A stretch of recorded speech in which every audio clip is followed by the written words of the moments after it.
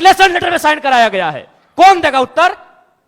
भारत देश में 4 स्तंभ है कहने को, न्यायपालिका, कार्यपालिका, विधायिका, पत्रकारिता। कौन रिस्पॉन्सिबल है कि ज्वाइनिंग, ताजुब की बात है, ज्वाइनिंग लेटर भी मिला है और उनको साइन भी करा लिया है। क्या बोलते हैं आप? रेजिग्नेशन लेटर, रिजाइन लेटर में भी साइन करवाया गया है कि 2 महीने के बाद चुनाव है, हम बेरमो भी लड़ेंगे, गोमिया भी लड़ेंगे, डुमरी भी लड़ेंगे, अगर वहां से कोई भी सीट जीत के आ जाते हैं तो आपको दामोदर नदी में ले जाकर डाल का खून नहीं खोलेगा।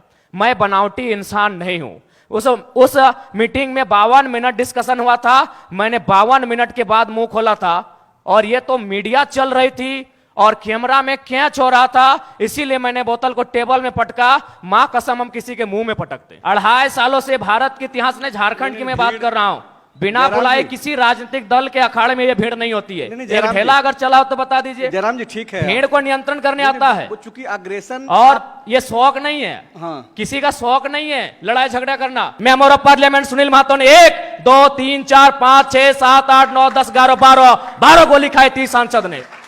क्या सुनने में अच्छा लगता है? तब आप झारखंड को नहीं जानते हैं। एग्रेशन मतलब क्या? एग्रेशन मतलब यही है, कठोर डिसीजन, त्वरित कार्रवाई। आज कार्रवाई किस पे होती है? एक ठेला पे काम करने वाला है, तुरंत कार्रवाई होगी। एक मजदूर है, पुलिस तुरंत कार्रवाई करेगी। आपकी कार्रवाई उस समय काहे नहीं होती है? जब बड़े बड़े लोग आपकी गिरफ्त में आते हैं, बड़ी बड़ी मछलियां जाल में फंसती हैं, क्यों कार्रवाई? उनको मारा गया था, उनकी सांसें थी, उनके दोनों पांव को काटा गया था, उनकी सांसें चल रही थी, उनके दोनों हाथ को काटा गया था, उनकी सांसें चल रही थी, उनके दोनों आंख को निकाला गया था। इसीलिए मैं मीठी बात करने नहीं जानता। मुझे लगता है एग्रेशन से राज को बदलना। मैंने कहा कि जो एजेंसी है उनको पेमेंट देना होता है 20,000, लेकिन मेरा शर्त है उनका कि 20,000 आपके अकाउंट में देंगे, आपको 8,000 रिटर्न करना होगा, नहीं तो नौकरी से निकाल देंगे। उसके बाद भी अगर आपका खून नहीं खोलता है तो आप बनावटी लोग हैं, असल लोग नहीं है। जयराम महतो जी का स्वागत कर रही हैं रूपाली दास। रूपाली कंटेंट राइटर हैं। रानी सिंह जी स्वागत करेंगी सूर्या सिंह जी का।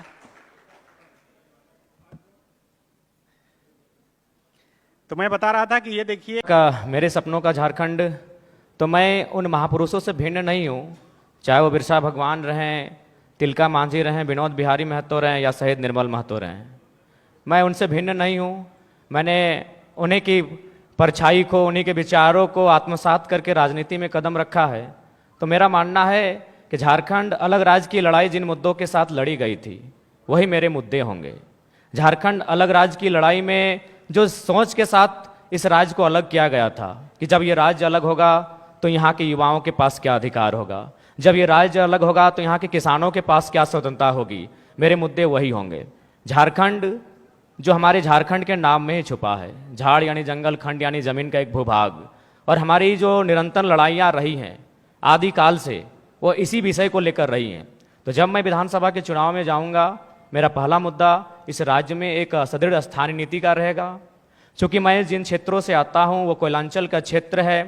आज भी मैं जब कोयलांचल से होकर आया तो लोगों ने अपनी समस्याओं को, लगभग 15-20 आवेदन मेरे पास पड़े। जब मैं एक सामान्य सा बालक हूं, मैं एक साधारण सा बालक हूं और मुझे प्रतिदिन 15 से 20 समस्याओं को सुनना पड़ता है, जो समस्याएं होती है जमीन से संबंधित।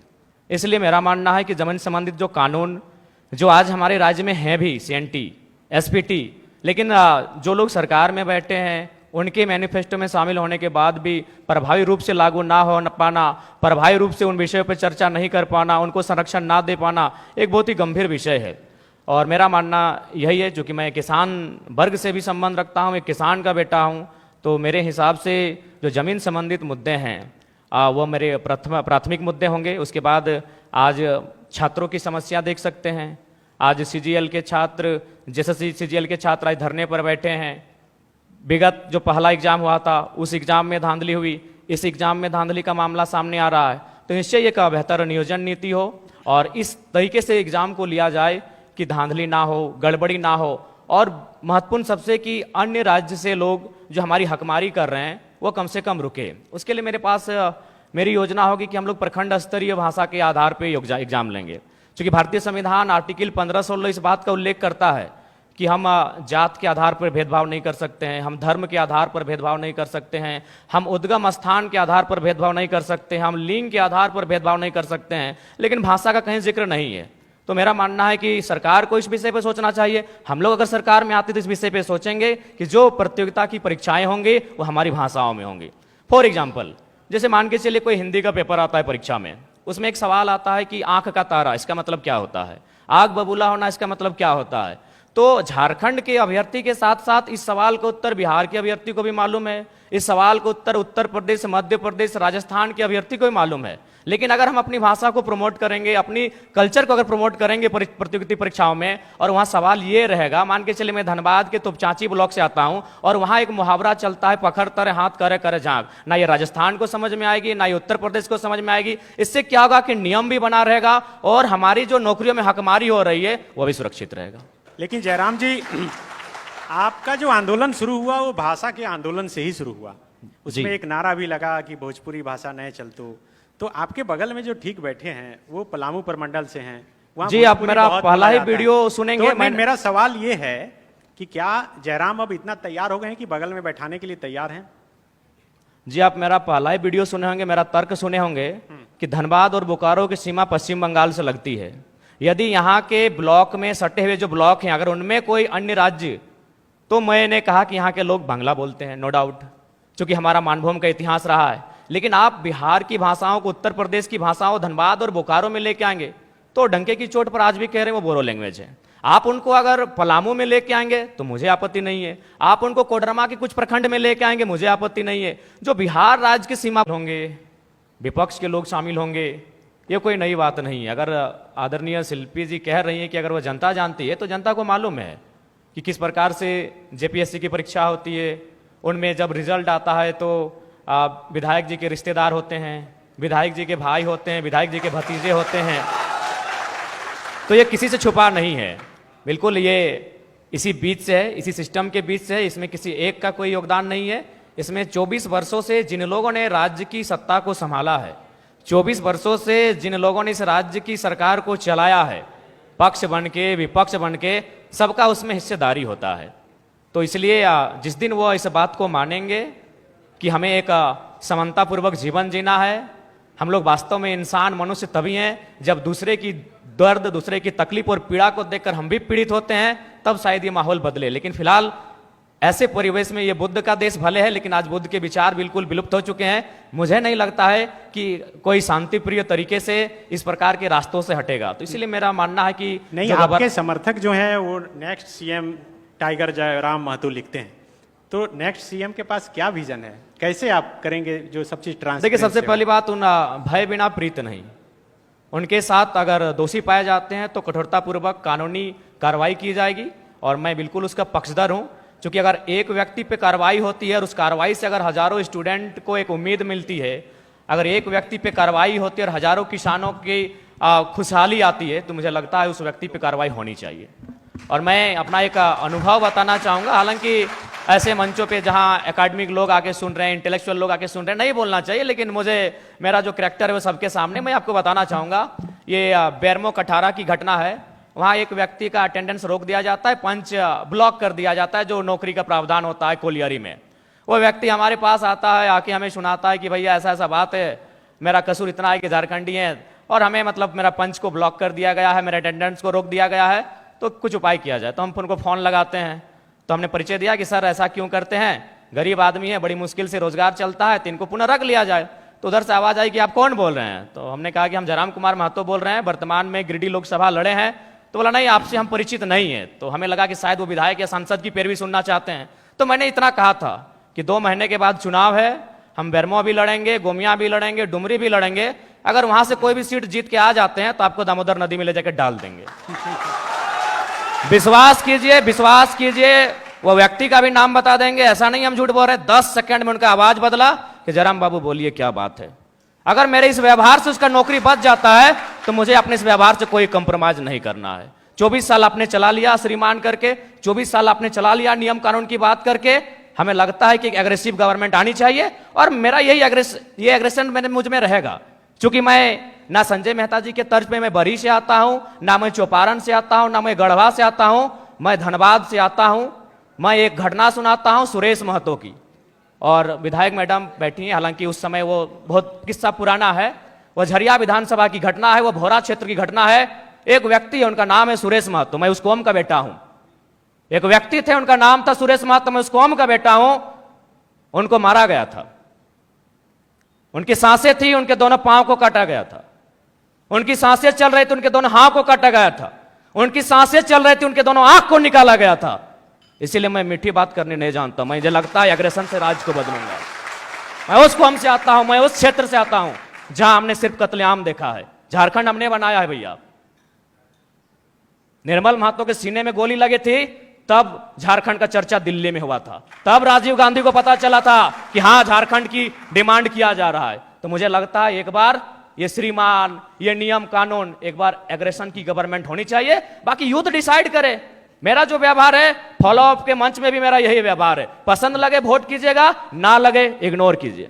नहीं, आप जो बोल रहे हैं, आप जयराम जी बोल रहे हैं, सुनने में अच्छा लग रहा है। आप बोल रहे हैं नहीं, सुनने में नहीं। आप तब झारखंड राज्य को नहीं समझते हैं सन्नी जी। मैं बोल रहा हूँ एग्रेशन। नहीं, आप नहीं समझते हैं झारखंड राज्य को। मैं एग्रेशन सुनने में अच्छा नहीं लगता, यही रियलिटी है। एग्रेशन मतलब क्या जानते हैं आप झारखंड राज्य को महोदय? एग्रेशन मतलब आप क्या जानते हैं झारखंड राज्य को? हम उस राज्य से आते हैं जहां एक संसद ने सीने में 12 गोली खाई थी। हम उस झारखंड से आते हैं जहां MP member of parliament Sunil Mahato ने 1, 2, 3, 4, 5, 6, 7, 8, 9, 10, 11, 12 गोली खाई थी सांसद ने।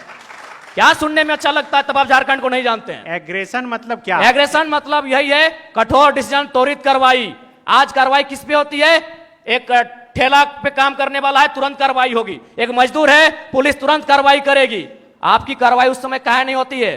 जब बड़े बड़े लोग आपकी गिरफ्त में आते हैं, बड़ी बड़ी मछलियां जाल में फंसती हैं, क्यों कार्रवाई नहीं होती? हम लोग आते हैं तो छोटा रहे या बड़ा रहे, जो गलत रहेगा उस पर कार्रवाई होगी। मेरा सवाल वही था कि एग्रेशन मतलब क्या? एग्रेशन का मतलब है कठोर डिसीजन। एग्रेशन मतलब एग्रेशन का मतलब है कोई दबाव नहीं। एग्रेशन का मतलब है कॉर्पोरेट से कोई भय नहीं। एग्रेशन का मतलब है अमीरों के चंदे से पलना नहीं। एग्रेशन का मतलब होता है निडर होकर, निष्पक्ष होकर झारखंड के मुद्दों पे बात करना, झारखंड के मुद्दों के समाधान करने के लिए प्रयास करना। एग्रेशन का मतलब, मेरा सवाल बार बार वही है कि क्या गाड़ी पर चढ़कर भाषण देना या फिर योगी की तरह बुलडोजर चलाना?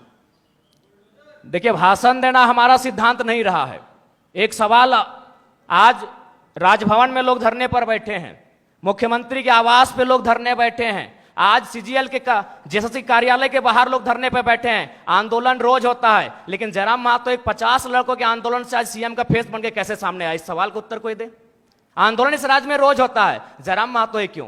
क्योंकि मैंने उन मुद्दों को टच किया, मैंने उस मुद्दों पे बात किया जो झारखंड की जरूरत थी, जिसपे झारखंड बात करना चाहता था। साफ आपको समय मिला, उसके बाद भी ये तय नहीं हो पाया है कि पिछली बार जो पेपर गड़बड़ी हुई थी, जो 28 जनवरी 2024 को जब इसका एग्जाम हुआ था, तो मेरा मानना है कि कहीं ना कहीं आपका कठोर निर्णय ना ले पाना गवर्नमेंट का, आपका क्विक डिसीजन ना ले पाना उन लोगों का मनोबल को बढ़ा रहा है। हमने कोल माफिया सुना था, हमने लैंड माफिया सुना था, अब यहाँ पेपर माफिया जैसे मामले सामने आ रहे हैं। तो इससे आप इनकार नहीं कर सकते हैं, इस पर आप मौन नहीं रह सकते हैं। ये तो आपको तय करना होगा, इस बात को आपको मानना होगा। क्योंकि पिछली बार हमारे ही 15 साथियों पर एफआईआर हुआ था। आज भी उस मुकदमे के कारण हमारे प्रत्याशी रांची के हमारे आदरणीय देवेंद्र जी जेल गए, उसी मुकदमे के कारण गए थे। तो जाहिर सी बात है, वह हाईलाइट तभी हुआ जब हम लोगों ने प्रोटेस्ट किया। उस प्रोटेस्ट के परिणाम स्वरूप उस समय वर्तमान मुख्यमंत्री माननीय चंपई सोरेन जी थे, एसआईटी का गठन हुआ। लेकिन आज परिणाम और निष्कर्ष आपके सामने क्या है? यानी आप लोग उन माफियाओं के मनोबल को बढ़ाने का कार्य आप स्वयं कर रहे हैं। तो ये तो आपको तय करना है कि आप छात्रों के साथ हैं या पेपर माफियाओं के साथ है, ये सरकार को आके तय करना है। यदि आप पेपर माफियाओं के खिलाफ हैं, तो पिछली बार जो आपने एसआईटी का गठन किया था, उसका निष्कर्ष क्या है, उसका रिजल्ट क्या है, दोषी कौन लोग हैं, वो कटघरे के पीछे कब होंगे, ये राज्य की जनता जानना चाहती है। सीजीएल जेएसएससी के तमाम 6 लाख अभ्यर्थी जानना चाहते हैं। बिल्कुल, सूर्या जी से यही सवाल रहेगा। आप सत्ता के में भी रहे, पिताजी रहे, बहुत करीब रहे, क्या आपके पास कोई फुल के बाद भी? तो चुनाव के बाद क्यों, हम लोग जनता से हम लोग आशा और अपेक्षा रखें हैं कि हम लोग को अकेले इतनी ताकत दी जाए कि इस राज्य के लिए बेहतर और भला कर सकें। तो आप 81 सीट पर लड़ रहे हैं और चुनाव के बाद जो भी स्थिति हो, आप कहीं नहीं जा रहे हैं? जी, हम लोग लगभग 70 सीटों से आवेदन मिला है, वहाँ तो लड़ना ही लड़ना है। बाकी सीटों पर अगर अच्छे प्रत्याशी दमगर मिले तो निसंदेह हम लोग 81 सीटों तक पहुंचेंगे और चुनाव लड़ेंगे। हमारी महतो विश्वविद्यालय धनबाद से इंग्लिश लिटरेचर में पीएचडी कर रहे हैं। और बिल्कुल आज से 2 साल पहले मेरा ना ये कैरेक्टर था, ना मेरा यह व्यवहार था, ना मेरा ये स्वरूप था। लेकिन यदि आप पा रहे हैं कि मेरे अंदर आक्रामकता आई है, यदि आप पा रहे हैं कि मेरे अंदर कुछ हिंसक विचारधारा आई है, ठीक है, मैं स्वीकार करता हूं, खुले मंच पे स्वीकार करता हूं। लेकिन एक बात बताइए, यहां जितने भी प्रबुद्ध लोग बैठे हैं, जब मैंने, ठीक है, मैंने कुछ ऐसी बातों को कहा जिनमें हिंसा प्रतीत हो रही है, लेकिन उस बात को समर्थन करने वाले 99% होते हैं। जैसे हाल ही फिलहाल आपको मेरा बाघमारा का वो वीडियो क्लिप पूरे देश में वायरल हो रहा है, जिसमें मैं एक बोतल को टेबल में पटक रहा हूं। उस वीडियो को जो अपने आप को सो कॉल्ड पढ़े लिखे मानते हैं, उन्होंने कहा कि नहीं ये गलत है, लेकिन 99% लोगों ने कहा कि नहीं ये सही है, ये लड़का ठीक कर रहा है। अब सवाल ये है कि ठीक है, मेरी बातों में हिंसा है, लेकिन हिंसा की विचारधारा को 99% लोग पसंद क्यों कर रहे हैं, ये इस राज का सबसे बड़ा कारण है। यानी इसका कारण यह है कि आज एक आम व्यक्ति लोकतांत्रिक भारत में, अलग झारखंड राज्य में, स्वतंत्र भारत में इतना दबाया जा रहा है, इतना सताया जा रहा है, इतना उसका दमन, इतना दोहन किया जा रहा है, उसके साथ इतना अत्याचार किया जा रहा है कि मेरी इन विचारों को पसंद कर रहा है, लाइक कर रहा है। उदाहरण के लिए जो बाघमारा को लेकर आप चर्चा कर रहे हैं, जिस मेरे वीडियो को आज पूरे देश में लगभग 50 लाख से ज्यादा लोगों ने देखा, मैं आपको थोड़ा बता ही देता हूं। वहां बीसीसीएल की एक योजना है, बीसीसीएल खनन का कार्य करती है। ये आपको भी मालूम है कि अब सारी कंपनियां टेंडर देती है। वहां टेंडर दिया है संजय उद्योग को और खेमका कंपनी को। वहां जो मजदूर हैं 2018 से काम कर रहे हैं, यानी 6 साल है, 6 साल से उनका वेतन वही का वही है। और सबसे ताज्जुब और हैरत की बात है कि उनका एचपीसी वेतन 32,000 होता है। ताज्जुब कीजिएगा और लोकतंत्र के होने पे शर्म भी कीजिए, उनको 6,000 वेतन मिलता है। उससे भी ताज्जुब की बात है कि ना बीसीसीएल जिम्मेवारी ले रही है कि ये किनके वर्कर हैं, और ना ही खेमका और संजय उद्योग जिम्मेवारी ले रही है ये किनके वर्कर हैं। उससे भी ताज्जुब की बात है, उनको जो पेमेंट मिलता है, 4,000 मिलता है, 6,000 मिलता है, वो पेमेंट ना बीसीसीएल दे रही है, ना संजय दे रही है, ना खेमका दे रही है। तो बताइए किसका खून नहीं खोलेगा। मैं बनावटी इंसान नहीं हूं। उस मीटिंग में 52 मिनट डिस्कशन हुआ था, मैंने 52 मिनट के बाद मुंह खोला था, और ये तो मीडिया चल रही थी और कैमरा में कैच हो रहा था, इसीलिए मैंने बोतल को टेबल में पटका। मां कसम हम किसी के मुंह में पटकते, आपके पांव तले जमीन खिसक जाएगी। जब आपने छेड़ा है तो सुन लीजिए। यही विनोद बिहारी विश्वविद्यालय में एक कंपनी, एक एजेंसी ने टेंडर लिया है, मजदूरों को ज्वाइनिंग लेटर के साथ साथ रिजिग्नेशन लेटर पे साइन करा गया। इस भारत में कहां होता है यार। मैं आक्रामकता की बातें करता हूं, कारण कौन है? रिजिग्नेशन लेटर में साइन कराया गया है, कौन देगा उत्तर? भारत देश में 4 स्तंभ है कहने को, न्यायपालिका, कार्यपालिका, विधायिका, पत्रकारिता। कौन रिस्पॉन्सिबल है कि ज्वाइनिंग, ताजुब की बात है, ज्वाइनिंग लेटर भी मिला है और उनको साइन भी करा लिया है। क्या बोलते हैं आप? रिजिग्नेशन लेटर, रिजाइन लेटर में भी साइन करवाया गया है। और एक घटना गोमिया की, जब मेरा सभा था बेरमो में, वो लड़का आया, उसने कहा कि जो एजेंसी है उनको पेमेंट देना होता है 20,000, लेकिन मेरा शर्त है उनका कि 20,000 आपके अकाउंट में देंगे, आपको 8,000 रिटर्न करना होगा, नहीं तो नौकरी से निकाल देंगे। उसके बाद भी अगर आपका खून नहीं खोलता है तो आप बनावटी लोग हैं, असल लोग नहीं है। अगर आप चाहते हैं मेरे अंदर की आक्रामकता कम हो, आप चाहते हैं मेरे अंदर की उग्र भावना कम हो, तो आज प्रबुद्ध लोग बैठे हैं।